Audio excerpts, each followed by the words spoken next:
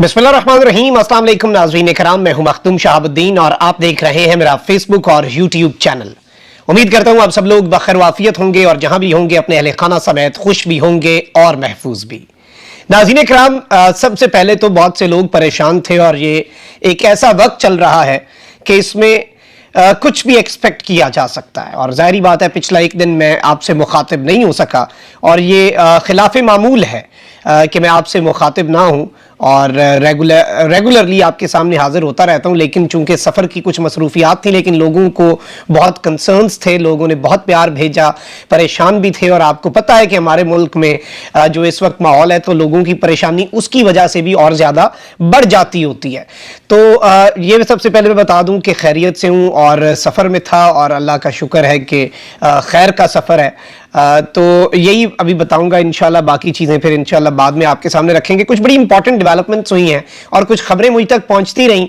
लेकिन वो आपके सामने अब रख देता हूं। और अब चूंकि गेम जो है, अब मज़ा आने वाली बात है कि अब वो जैसे कहते हैं ना कि अब गेम का मज़ा आएगा। इस वक्त पाकिस्तान की पॉलिटिक्स में पीएम हाउस में कहा यह जा रहा है कि कप्तान का खास बंदा जो है ना, पीएम हाउस उसके हवाले कर दिया गया, क्योंकि निगरान वजीर आजम साहब जो हैं वो इमरान खान साहब के फैन निकले हैं और जो दिल में किसी का कोई फैन होता है ना, वो इतनी आसानी से चीजें निकलती नहीं होती। पीडीएम पर नई बिजलियां नाजिल हुई हैं और इस वक्त ये कहा जा रहा है, ये नैरेटिव बन चुका है already, as of I am speaking with you, मैं आपसे मुखातिब हूं, ये नैरेटिव बन चुका है कि पिंडी वालों ने पीडीएम और शहबाज शरीफ और उनकी पूरी टीम के साथ हाथ कर दिया हुआ है। अब यहां पर एक जानिब तो आपको पता है कि पहले ही कुछ सरप्राइजेस दे दिए गए और जैसे ही शहबाज शरीफ साहब ने अपनी हुकूमत तहलील की, अपनी असम्बली तहलील की, हुकूमत को घर भेजा और वैसे मुनाफकत की इंतहा देखें कि इमरान खान साहब का इलेक्शंस अपनी मर्जी के वक्त पे करवाने के लिए असम्बली तहलील करना पंजाब और केपी की वो गलत था। उस वक्त जस्टिस अतर मिनल्ला के रिमार्क्स को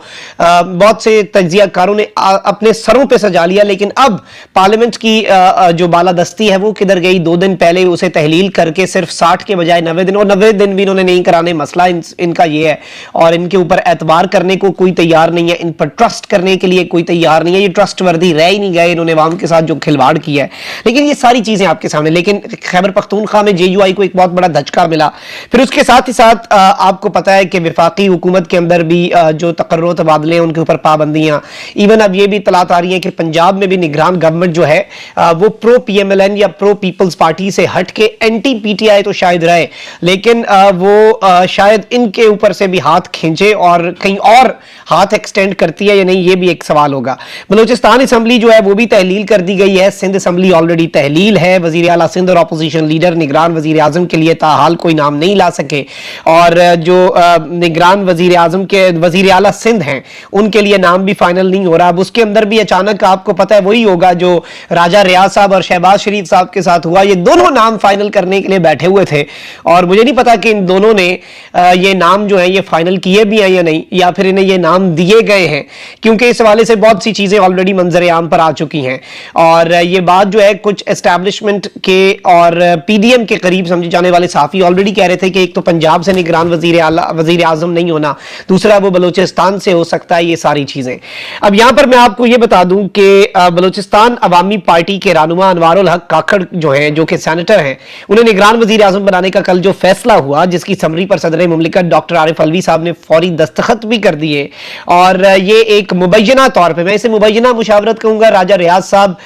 जिस तरह के ऑपोजिशन लीडर हैं वो आपको भी पता है, वो मुझे भी पता है, हमें बहुत बखूबी अंदाजा है और जिसकी समरी और ये जो समरी जिस तरह से गई है वो भी आपको पता है। तो जो मुशावरत हुई जिसके दूसरे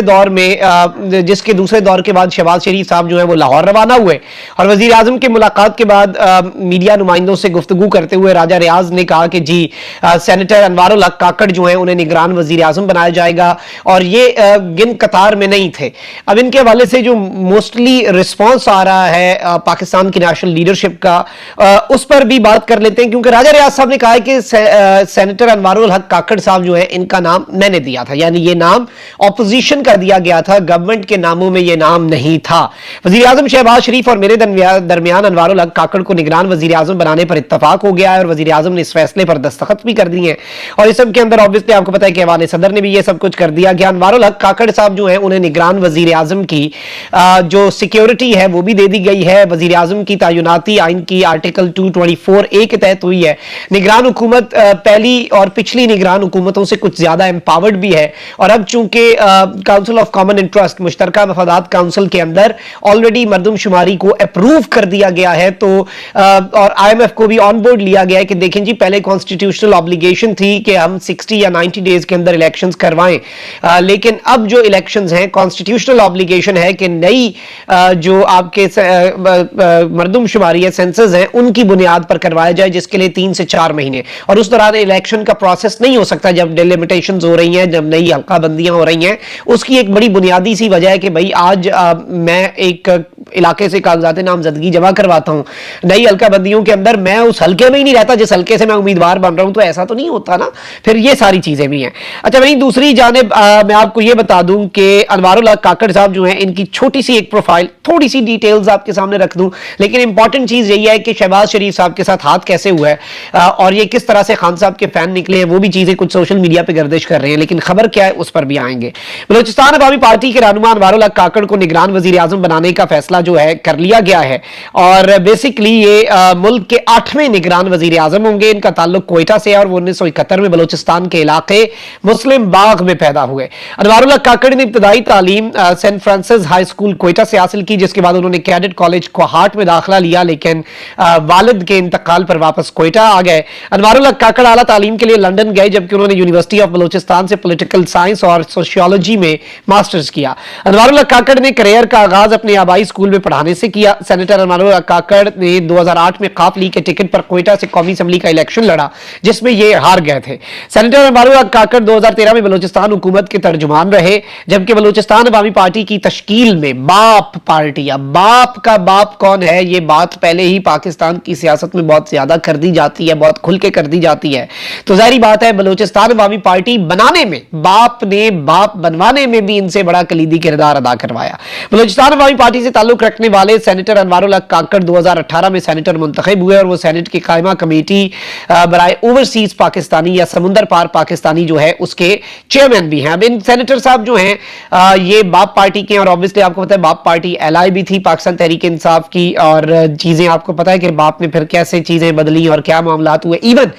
बाजवा साहब के दौर के अंदर बाप पार्टी के बहुत से लोग जो है वो पीपल्स पार्टी में शामिल हो गए, लेकिन जरदारी साहब को धचका लगा, वो सारे रिवर्स हो गए, अब मामला तब्दील हो रहे हैं, तो आपको समझ लग सकती है कि बाप पार्टी जो है वो इतनी ज्यादा इंडिपेंडेंट नहीं है अपने डिसीजंस के अंदर। अब अनवारुल हक काकड़ साहब जो है इनकी तस्वीर बनी गाला में भी खान साहब के साथ वायरल हो रही है, इनके ट्वीट्स भी वायरल हो रहे हैं। एक जिसमें इन्होंने इमरान खान साहब की यूएन की स्पीच के अंदर just like a fan boy के खान साहब पीछे यूएन में, और ये बहुत दूर से क्राउड से अपनी तस्वीर बना के कि भाई वो देखो पीछे यूएन की स्पीच कर रहा है, और साथ लिखा कि Imran Khan you made everyone proud, Pakistani rest of उम्मा and above all emerging as true statesman who desire peace and showed leadership that he will resist till last man if imposed war by any jingoistic RSS goon, यानी मोदी के खिलाफ इन्होंने ये बात की, और इन्होंने कहा कि जी आपने बहुत वाज़ेह बात कही है। अच्छा भाई, दूसरी जानिब पाकिस्तान तहरीक इंसाफ का इस पर मौकफ क्या है, क्योंकि बहुत से लोग इसे ये भी कह रहे हैं कि जी इमरान खान साहब की ये डीप डाउन फैन है, लेकिन देखिए जी इमरान खान साहब के ये फैन उस वक्त थे जब तक और भी बहुत से लोग इमरान खान साहब के फैन थे, और अब बेसिकली ये इमरान खान साहब के फैन नहीं है या हैं,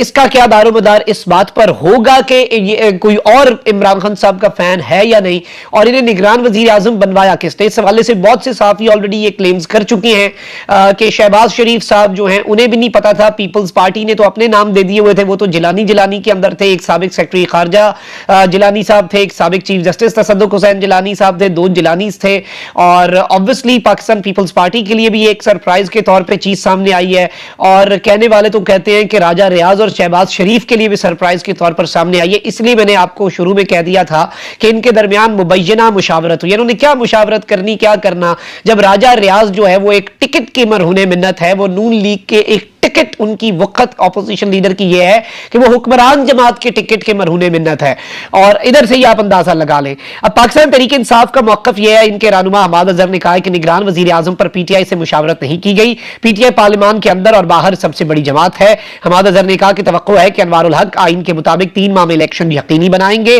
तवक्को है कि अनवारुल हक अवाम को जमहूरी हुकूक पर कोई ज़र्ब अवाम के जमहूरी हुकूक पर लगाने नहीं देंगे। और इस सब के अंदर मैं आपको यह बता दूं कि हमाद अजहर ने मजीद कहा कि तमाम सियासी जमातों को इलेक्शन मुहिम का मुनसिफाना माहौल देना लाजिम है। अब इसकी उम्मीद वैसे कम है। अच्छा, वहीं दूसरी जानिब पाकिस्तान पीपल्स पार्टी के रहनुमा और इनके जो स्पोक्स पर्सन है तर्जुमान फैसल करीम कुंडी ने कहा कि पीपी को अनवारुल हक काकड़ के नाम पर तहफ़्फ़ुज़ात और एतराज नहीं था। मतलब अब तो एतराज नहीं होना, एतराज किसी के नाम पर नहीं था, लेकिन कम से कम इनके नाम जो हैं वो अप्रूव नहीं हुए। और इस सब के अंदर इन्होंने ये बात भी कही कि जी पाकिस्तान पीपल्स पार्टी जो है वो ये सारी चीजें इन्होंने कहा कि जी अनवारुल हक काकड़ का कोई हल्का नहीं है, उनका फील्ड पॉलिटिक्स से कोई ताल्लुक नहीं है, और इस तरह के मामलात इन्होंने कहे हैं। लेकिन इस सब के अंदर मैं आपको ये बता दूं कि इस सारी की सारी सिचुएशन के अंदर पीडीएम के लिए किसी भी सूरत ये डेवलपमेंट्स इतनी अच्छी नहीं है। निजाम जो है वो इमरान खान साहब के अभी भी खिलाफ है। निजाम में इमरान खान साहब के लिए अभी भी गुंजाइश निजाम के ठेकेदार जो हैं वो पैदा करने के लिए तैयार नजर नहीं आ रहे, वो अपनी जगह पर डटे हुए हैं। लेकिन इस सब के अंदर पाकिस्तान डेमोक्रेटिक मूवमेंट, पीडीएम, मुस्लिम लीग नून, पीपल्स पार्टी, इन सब के ऊपर झाड़ू। नवाज शरीफ की कैसे सुप्रीम कोर्ट से उनका